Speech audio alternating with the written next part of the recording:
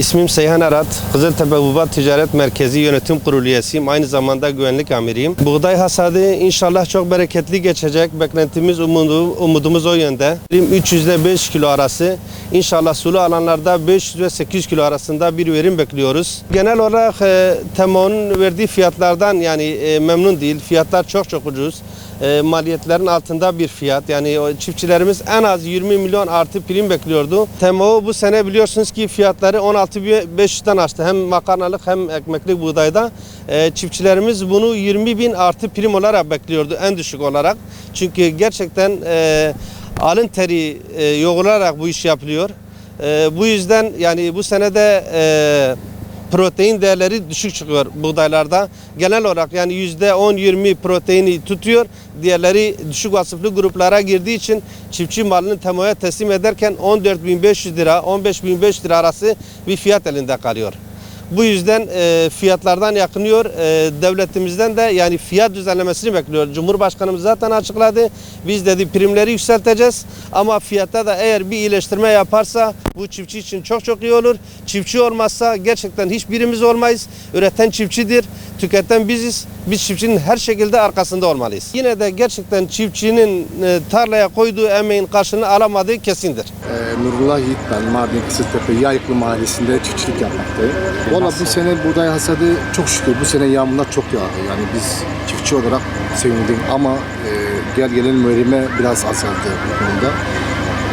Şu an raporda şu an duyduğumuz kadarıyla daha biçmemişiz. İşte Sayın Valimiz gelecek. Biz şimdi başlarız zaten, biz bilmiyoruz. Genel olarak 400-350 kilo veriyor şu an. Dönümüne 350 kilo veriyor. Yani şöyle diyelim 100 dönümüne 35 ton falan geldi. Vallahi hem beklenti karşılığı hem de biraz bu hükümetin verdiği bu son verdiği bu hem prim hem de destek bir de fiyat bizi pek memnun etmedi. Yani biz 20 bekliyorduk. 20 üzeri bekliyorduk. Şimdi girdilerimizi düşündüğüm zaman yazıyoruz girdileri, ne kadar girdileri aşağı düşürsek bile bizi kurtarmıyor. Çok yüksek girdi maliyeti. Gübre olmuş 32-29'larda, tohum desen aynı. Ne kadar destek alıyorsak bile bizi kurtarmıyor. Bir de bizim bu bölgede elektrik kurum var, TEDAŞ var. Bizi çok yoruyor, çok yani bizim üstümüze geliyor. Biz ondan da çok şikayetçiyiz, hem TEDAŞ'tan da çok şikayetçiyiz. Bir de bizim bir şikayetimiz daha var. Şu an bizim yeraltı borularını düşürmüş. Geçen sene çok uzun durduk bazı şikayetler. Hem bir de ben kendim CİMER'e Cumhurbaşkanı'na yazı yazdım. Dedim işte bizim bütün kanallar bitmiş, her şey bitmiş. Bize o meşru bölge müdürlüğü bize su bırakmıyor. Şu an hepsi bitmiş yani bizim borular döşenmiş. Su bıraksalar şu an aldığımız 350 kilo 700-800 kiloya kadar çıkacak yani. Valla yağmur biz çok yağdı, çok sevindik ama bir nevi de araziye bilmiyorum artık. Kötü mü geldi, zarar mı verdi yani. Geçen sene 700 kiloya kadar aldık. Bir de yağmur da yoktu. Sadece yağmurlama sulama yaptık. Bunlarla suladık. Daha iyi. 20. Yani biz 20'yi bekliyorduk yani. Ha. Yumurcak Mahalle Muhtarı Bilal Görgün. Valla bu sene eski senelere göre biraz düşüktür rekolte. Düşüktür, fazla yağmur da yağdı. Bu sene biraz düşük yani. Kalitesi de geçen yıllara göre daha düşüktür. Valla normalde 600 üzeri şu an yani bu sene öyle verilmiyor yani. Bir de buğday fiyatı da iyi değil bu senelere göre yani mazot pahalı, gübre pahalı, ilaç pahalı, nakliye pahalı. Buğday biraz ucuz yani. Çok gidiyor.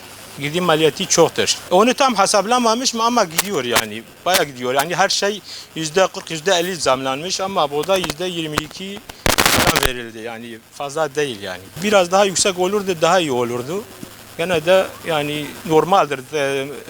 Temel o olmasa zaten ki piyasa alınmıyor. 10 liraya da gidemez yani. Beklentisi, çiftçinin beklentisi yani 20 bin olsaydı buğday çok iyi olurdu. Nefes alırdı. Ama öyle verilmedi. İlla inşallah verir yani. Daha sonra verir inşallah. Evet. Bizim sulu olduğu için fazla su yapmadı. Azot kalmadı gübreden. Yani gübrede sıkıntı vardı. Onun için öyle oldu. Ama kıraçelerde güzeldir. O fazla su kalmadığı için 2-3 yıl böyle kurak geçtiği için orası tam ona göre iyi oldu yani. Kıraç olduğu için yani bizimki sulu olduğu için hep çamur yani.